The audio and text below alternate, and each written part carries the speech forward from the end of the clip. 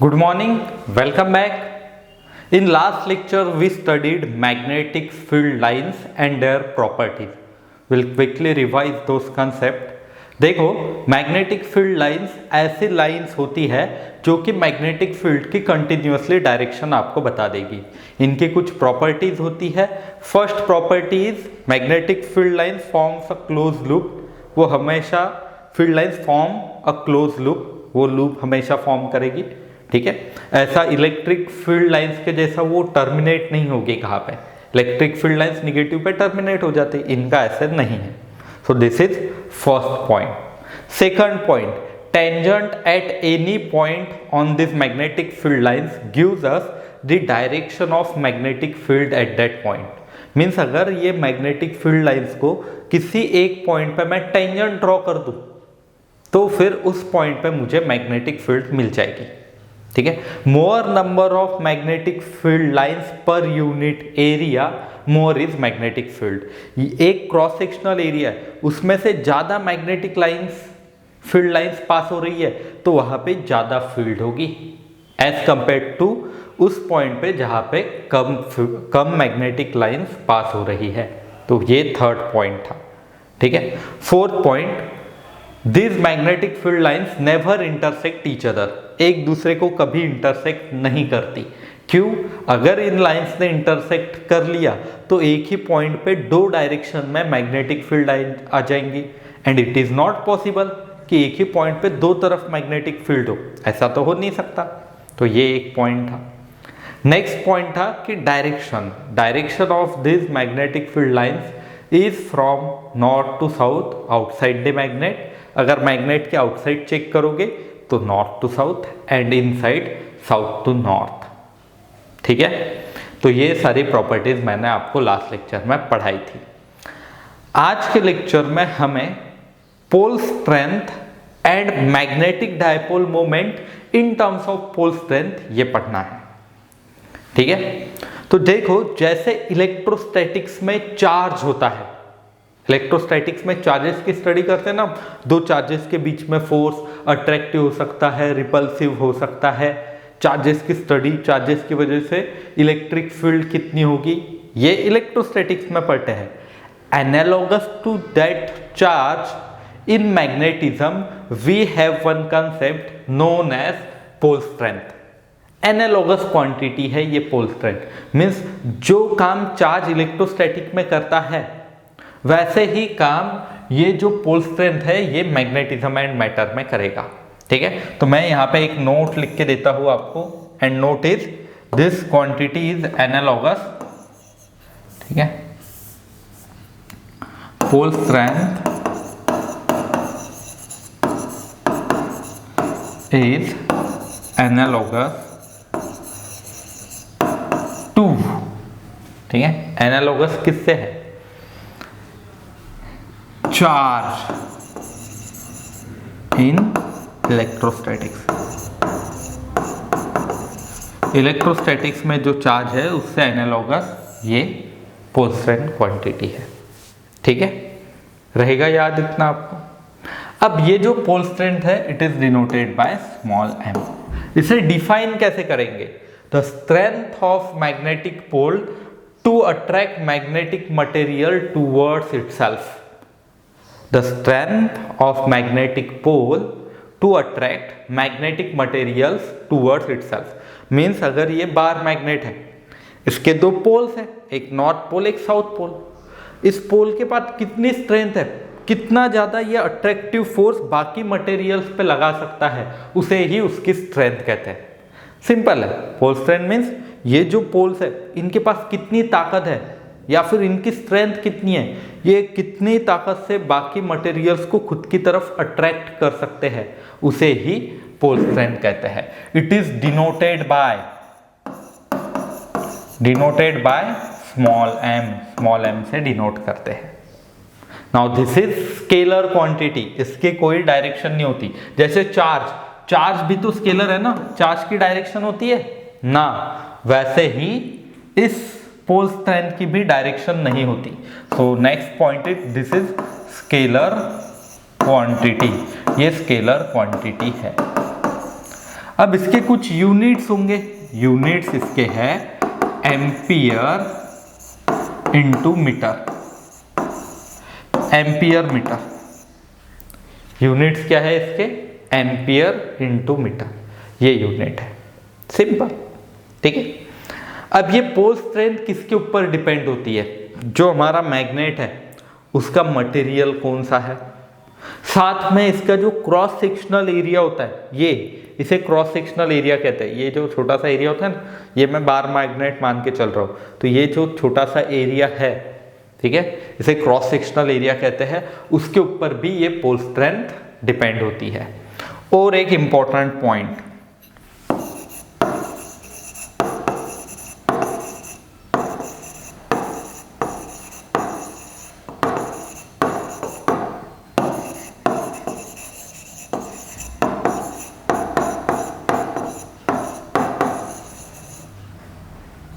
depends on material of magnet and cross sectional area। ठीक है, and next important point is north pole की magnetic movement plus small m से denote की जाती है and south pole की magnetic movement minus small m से denote की जाती है। These are equal and opposite in nature, ये है। ठीक है, जैसे charges plus q minus q होते हैं, वैसे ही pole strength plus m minus m हो जाती है। तो क्या आपको ये पोल स्ट्रेंथ बेसिक याद रहेगा? ठीक है, इन कंसेप्ट्स को अच्छे से एक बार देख लो। नेक्स्ट मैं आपको डायपोल मोमेंट समझाता हूँ। पहले भी एक बार डायपोल मोमेंट देखी थी हमने, और कुछ एक्स्ट्रा पॉइंट्स मैं समझाता हूँ।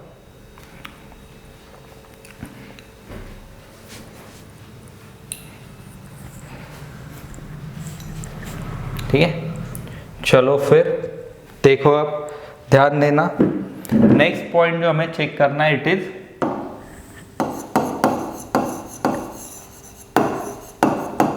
Magnetic dipole moment. Capital M से इसे रिप्रेजेंट करते हैं। Now this is vector quantity, and इसे हमने पहले भी एक बार पढ़ाया था आपको, जिसको हमने लिखा था M equals to current into area. Magnetic moment equals to current into area, but ये करंट एरिया के टर्म्स में था, लूप के लिए था। अभी हम एक काम करेंगे, मैग्नेट के लिए ये मैग्नेटिक डायपोल मोमेंट क्या होता है वो चेक कर लेते हैं। देखो, सुनना ध्यान से, it is the product of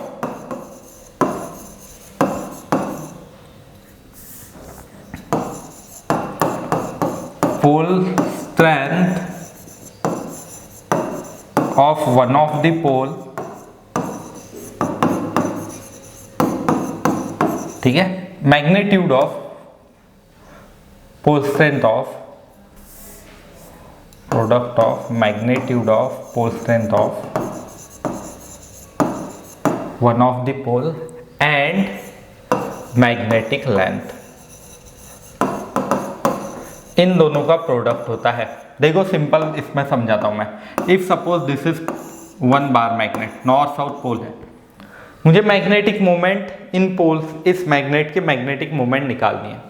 कोई प्रॉब्लम नहीं, सिंपल आपको इनके बीच की लेंथ देखनी है। इनके बीच की जो लेंथ है वो ट्वाइस एल से डिनोट करते हैं मैग्नेटिक लेंथ। मैग्नेटिक लेंथ किससे डिनोट किया हमने? ट्वाइस एल से। पोल स्ट्रेंथ जो है इसकी प्लस m है माइनस m है, तो हमें प्रोडक्ट क्या बताया है? Magnitude of pole strength of one of the pole. कोई भी एक पोल का मैग्नीट्यूड ले लो। अब मैग्नीट्यूड तो दोनों का सेम है, सिर्फ एक प्लस है एक माइनस है, तो उसका मैग्नीट्यूड m हो जाएगा। तो मैं पोल स्ट्रेंथ देखो m को कैसे लिखता हूँ, स्मॉल m किसी एक का magnitude into small m into distance between this two poles twice l, ये आ जाएगा पोल स्ट्रेंथ। ठीक है, पोल स्ट्रेंथ कितना आ जाएगा? m into twice l। Direction south से नॉर्थ की तरफ आपको बतानी होगी। Direction since this is vector quantity, मैंने पहले भी वेक्टर क्वांटिटी समझाया था आपको, साउथ से नॉर्थ की तरफ। और एरिया वेक्टर की डायरेक्शन में मैंने पिछली बार बताया था, तो वो तो था एरिया के टर्म्स में। अभी अगर समझो बार मैग्नेट है तो उसके लिए भी हम पोल स्ट्रेंथ डिफाइन कर सकते हैं m into twice l। Unit देखो, अब यूनिट इससे ही निकाल सकते हैं हम। यूनिट्स होंगे कुछ ऐसे, एम्पियर मीटर इंटू लेंथ के लिए metre, that is ampere metre square. देखो यहाँ पे भी करंट के लिए यूनिट एम्पियर, एरिया के लिए metre square, ampere metre square. Means पिछले यूनिट में जो पढ़ा था वो एंड अभी जो हम पढ़ रहे हैं दोनों से यूनिट सेम ही आ रहे हैं। मीन्स दोनों फॉर्मूलेस बराबर है dimension wise and unit wise. ठीक है, आ जाएगा फिर आपको। तो ये है मैग्नेटिक डायपोल मोमेंट कैपिटल है। सो वेक्टर क्वांटिटी, डायरेक्शन मैंने बताई है, साउथ से लेके नॉर्थ तक डायरेक्शन होगी। किसी किताब में ये साउथ पोल इस तरफ है तो मैग्नेटिक मोमेंट राइट की तरफ होगा। ठीक है, फिर आ जाएगा आपको इतना। तो चलो फिर मैं एक आपको कटिंग ऑफ मैग्नेट्स के कुछ इंपॉर्टेंट पॉइंट्स बता देता हूँ। मीन्स अगर ये मैग्नेट है, मैं इसको कट करता हूँ अलग अलग तरीके से, तो पोल स्ट्रेंथ के ऊपर क्या असर होगा, डायपोल मोमेंट क्या होगी, क्वेश्चंस कैसे बन सकते हैं, ये सभी मैं आपको बता दूंगा। पहले ये आप अच्छे से लिख लो।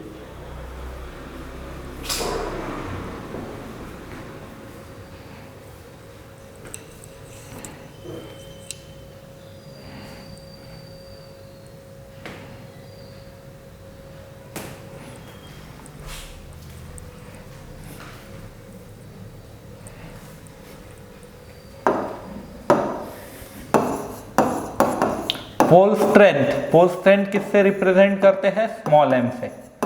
एंड मैग्नेटिक डायपोल मोमेंट किससे रिप्रेजेंट करते हैं, कैपिटल एम। ठीक है, इन सब स्पेशल केसेस। और कटिंग ऑफ मैग्नेट भी आप कह सकते हो। ठीक है, एक एक बता देता हूं मैं कि अगर समझो मैग्नेट है, मैं मैग्नेट को कट करता हूं अलग अलग तरीकों से, तो फिर कैसे होगा। ठीक है, देखो फर्स्ट केस, ये है मैग्नेट, ये है प्लस एम, ये है माइनस एम, और मैं नॉर्थ पोल साउथ पोल लिख सकता हूं। देखो नॉर्थ पोल है ये है साउथ पोल। ठीक है, इनके बीच की लाइन जो है वो कितनी है, ट्वाइस एल है। ठीक है, पोल स्ट्रेंथ कितनी है इनकी, पोल स्ट्रेंथ है इसकी है प्लस एम एंड इसकी है माइनस एम। तो पहली बार मैं ऐसा कट करता हूं such that length of this magnet becomes half. ठीक है, सो फर्स्टली हमने कैसे कट किया, हम कट करते हैं मैग्नेट को so that length becomes half. अब लेंथ हाफ होगी तो ये मैग्नेट कैसे दिखेगा बताओ जरा मुझे। ये होगा नॉर्थ पोल, ये होगा साउथ पोल, ये होगा नॉर्थ पोल, ये होगा साउथ पोल। लेंथ कितनी कितनी हो गई अब इनकी, एल एल, क्योंकि ट्वाइस एल के आधा एल। रिप्रेजेंट करते वक्त लिखते वक्त ही ट्वाइस एल लिखते हैं हम, तो उसके आधा कितना आ जाएगा अब एल, एंड ये भी एल आ जाएगा। इनकी जो पोल स्ट्रेंथ है वो plus M minus M, plus M minus M, means pole strength remains constant.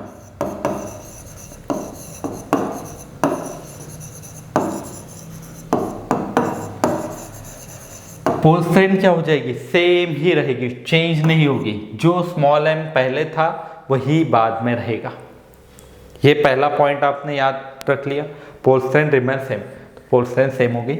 Magnetic moment check करते हैं, magnetic moment capital M, capital M पहले कितनी थी देखो, small M into twice M, ये थी इनिशियल। अब फाइनल जो हो जाएगी वो कितनी हो जाएगी, M into length between this two poles. तो इन दो पोल्स के बीच में लेंथ कितनी है देखो जरा, एल है, तो एम इंटू एल। बट ये जो फाइनल मैग्नेटिक मोमेंट है ये इनिशियल के हाफ ही हो गई ना, क्योंकि इनिशियल कितनी थी देखो, ट्वाइस एम एल, ये तो एम एल ही हो गई। मीन्स मैग्नेटिक डायपोल मोमेंट जो है, मैग्नेटिक डायपोल मोमेंट फाइनल जो है एम इंटू एल, इनिशियल जो है वो ट्वाइस एम एल, तो फाइनल जो है वो इनिशियल के कितना हो गया, हाफ। तो कैपिटल एम बिकम्स हाफ। तो आपको फर्स्ट पॉइंट याद रखना है, अगर मैं मैग्नेट को ऐसे कट करूं कि उसकी लेंथ हाफ हाफ हो जाएगी, दो टुकड़े हो जाएंगे एंड लेंथ हाफ हाफ होगी, तो पोल स्ट्रेंथ उतनी ही रहेगी, pole strength remain same. And next point is dipole moment becomes half, ये हाफ हो जाती है, m/2 हो जाती है। ठीक है, रहेगा ये फर्स्ट पॉइंट याद में, लिख लो इसे। सेकंड में आपको बताता हूं विड्थ अगर हाफ होती है तो क्या होगा।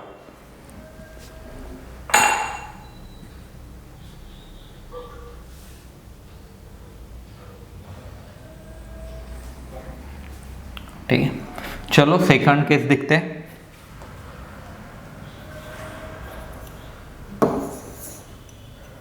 मैग्नेट को हमने कट किया, कैसे, ये देखो पिछली बार कैसे कट किया था मैंने, लेंथ हाफ हो गई। अब वापस एक बार मैं मैग्नेट ड्रॉ कर देता हूँ आपको। ये नॉर्थ पोल है, ये साउथ पोल है, इनको हमने ऐसे कुछ कट किया। ये इसके मैग्नेटिक मोमेंट +m है, ये -m है, इसको मैंने कुछ ऐसे कट किया। ठीक है, कट किया कैसे, सच दैट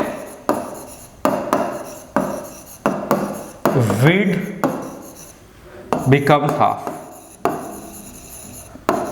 विड्थ कितनी हो गई, आधी हो गई। तो ये मैग्नेट मुझे कैसे दिखेगा फिर, अब ये ऐसे विड्थ हाफ हो गई अब इसकी। ठीक है, लेंथ तो उतनी ही रहेगी, 2l, ये भी 2l, बट ये अभी ये बीच में से ऐसे विड्थ, ये है ना मैग्नेट, ये ऐसे काट दिया आपने, विड्थ हाफ हो गई। अब इस केस में आपको कुछ इंपॉर्टेंट पॉइंट्स नोट करने हैं। पोल स्ट्रेंथ ये हाफ हो जाती है, मीन्स इसकी +m/2 -m/2, +m/2 -m/2। मैंने पहले भी आपको समझाया आज कि अगर हम एरिया ऑफ क्रॉस सेक्शन को चेंज करें तो मैग्नेट की पोल स्ट्रेंथ चेंज होती है। Pole strength depends on area of cross section. तो अभी देखो मैंने विड्थ वाइज इसे कट किया तो एरिया अलग हो गया, पोल स्ट्रेंथ भी अलग हो गई। पोल स्ट्रेंथ कितनी हो गई, हाफ। अब एक काम करते हैं, डायपोल मोमेंट चेक करते हैं। डायपोल मोमेंट कैपिटल M, पहले इनिशियल लिख लेता हूं मैं, M इनिशियल कितना आ जाएगा, m × 2l और 2ml। ठीक है, बाद में जो होगा पोल स्ट्रेंथ देखो कोई भी एक की, पोल स्ट्रेंथ m/2 है तो m/2 into distance between this two, 2l, 2 cancel हो जाएगा, पोल स्ट्रेंथ कितनी आ गई, ml।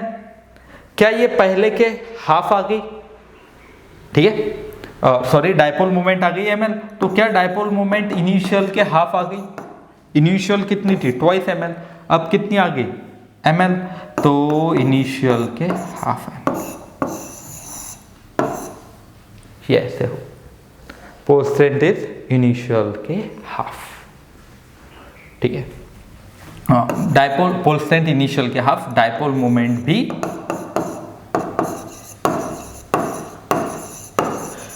Half of initial. ठीक है, तो ये दो कट वाले आपको याद रहेंगे, इसके ऊपर बेस्ट क्वेश्चन बन सकते हैं, इन्हें देख लो। नेक्स्ट मैं बताता हूँ कि अगर मैं बार मैग्नेट को ऐसे कर्व शेप में ला लूँ, सेमी सर्कल बना दूँ, तो फिर क्या होगा, वो भी एक खास क्वेश्चन बनता है, ये देख लो एक बार।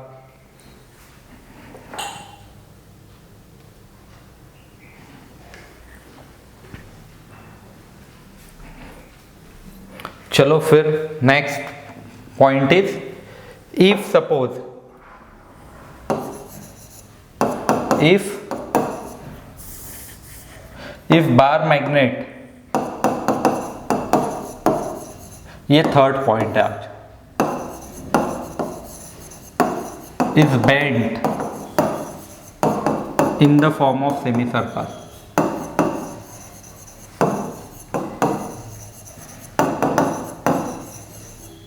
तो पहले ये बना लिया हमने सिंपल मैग्नेट, ये है नॉर्थ पोल, ये है साउथ पोल, ये है 2l डिस्टेंस, पोल स्ट्रेंथ है +m, ये है -m, इसे मैं ऐसे बेंड करता हूँ सेमी सर्कल के फॉर्म में। तो बेंड करने के बाद ये कैसे दिखेगा, ये ऐसे दिखेगा। अब इनकी पोल स्ट्रेंथ जो है वो चेंज नहीं होती, तो pole strength remains constant, pole strength change नहीं होती। चेंज क्या होगा, इसकी डायपोल मोमेंट चेंज होती है। ठीक है, डायपोल मोमेंट चेक करते हैं। अभी ये देखो लेंथ कितनी हो जाएगी इसकी, इन दोनों पॉइंट्स के बीच में जो लेंथ है ये हो जाएगी, if suppose this is R, तो लेंथ हो जाएगी ट्वाइस आर। बट हमें ये वाली लेंथ पता है, ये लेंथ कितनी होगी बताओ जरा। ये जो लेंथ है ये होंगी सरकमफेरेंस की जितनी, ट्वाइस एल के जितनी। तो मुझे relation between L and R मिल सकता है। तो before calculating pole strength final और फाइनल पोल स्ट्रेंथ मैं इनिशियल लिख लेता हूँ, initial small m into twice L और ट्वाइस एम एल इतनी हो गई। फाइनल निकालनी है मुझे, तो ये रेडियस अगर r है तो फाइनल जो होगी पोल स्ट्रेंथ वो होगी मैग्नेटिक मोमेंट जो है फाइनल वो होगी pole strength into twice R, distance between this two is twice R. अब r की वैल्यू निकालनी होगी। r की वैल्यू कैसे निकाल लेंगे हम, ट्वाइस एल दैट इज ये जो सरकमफेरेंस के हाफ हिस्सा है, सेमी सर्कल है, equals to pi R, circumference के जितना। ठीक है, सरकमफेरेंस के आधा, सेमी सरकमफेरेंस आप कह सकते हो, और length of semi circular R. तो सेमी सर्कुलर आर की लेंथ कितनी हो जाएगी, पाई आर की जितनी। आर की वैल्यू कितनी आ जाएगी, ट्वाइस एल बाय पाई। तो ये आर की वैल्यू मुझे यहाँ पे डाल देनी होगी। तो ये हो जाएगा m into two into twice L by pi. तो मैं इसे 2 by pi m into twice L लिख सकता हूँ। ऐसे क्यों लिखा मैंने, क्योंकि m into twice L is nothing but initial magnetic moment. So final magnetic moment जो निकल के आया है m final equals to 2 by pi times m initial, means this magnetic moment, magnetic dipole moment becomes 2 by pi times of initial, ऐसे होगा। ठीक है, तो ये बेंट वाला क्वेश्चन बहुत बार आता है। बेंट में क्या होता है, pole strength same and dipole moment 2 by pi times. ठीक है, तो ऐसे अब तक 3 केसेस समझे मैंने। नेक्स्ट मैं समझाता हूँ, अगर मैं 2 मैग्नेट्स को इंक्लाइन करता हूँ, रख देता हूँ एक साथ, तो फिर डायपोल मोमेंट कैसे होगी। ठीक है, इतना देख लो क्विकली।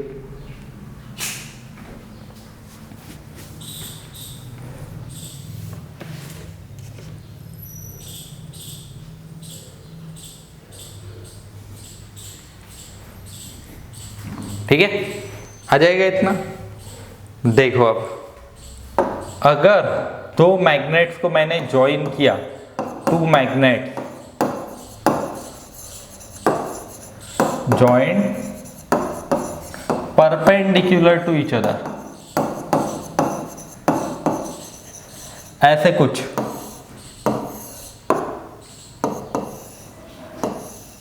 ये साउथ पोल, ये नॉर्थ पोल, ये साउथ पोल, ये नॉर्थ पोल। ठीक है, तो क्या होगा बताओ, मैग्नेटिक मोमेंट इसकी किस तरफ होगी, राइट के टूवर्ड। इसकी किस तरफ होगी, अपवर्ड। ठीक है, अब नेट मैग्नेटिक मोमेंट अगर आपको निकालनी है m नेट, तो वो हो जाएगी कुछ ऐसे, under root first square plus second square. ठीक है, अगर ये डिफरेंट है कुछ मैग्नेट्स तो under root m1 square plus m2 square. But if identical magnets है, आइडेंटिकल है मीन्स m1 m2 की वैल्यू सेम है जो कि m के बराबर है, तो net magnetic moment under root m square plus m square that is root 2m square और रूट 2 टाइम्स m। ये ऐसी होती है। अगर हमने कैसे अरेंज किए, perpendicular to each other 90 degrees में एक दूसरे को, तो ऐसे होगा। ठीक है, एंड अगर मैं इन्हें इंक्लाइन करता हूं एट एंगल थीटा, ऐसे कुछ, ये है एक मैग्नेट,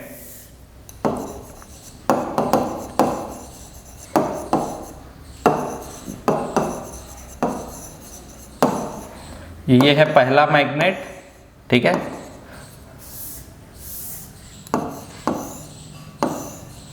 ये है दूसरा मैग्नेट, साउथ नॉर्थ, ये है फाई एंगल। तो अभी मैग्नेटिक मोमेंट कैसे होगी, ये मैग्नेटिक मोमेंट होगी इस तरफ, ये मैग्नेटिक मोमेंट होगी इस तरफ, ये है m1, ये है m2।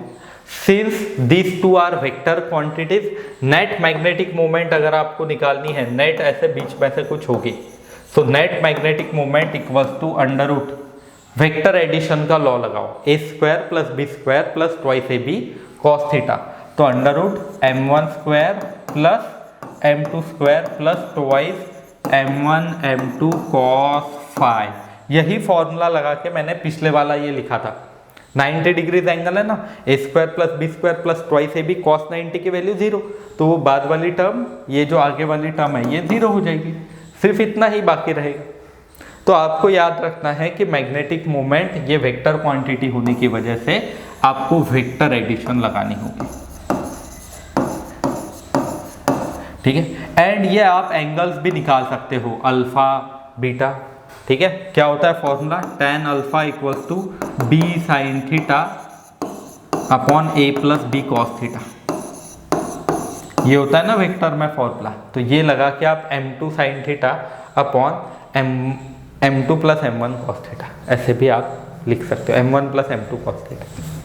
तो ये है, सिर्फ ये a भी देखना है आपको, ये theta angle between two magnets, ठीक है। तो ऐसे मैंने आज आपको pole strength, magnetic dipole moment के बारे में बताया।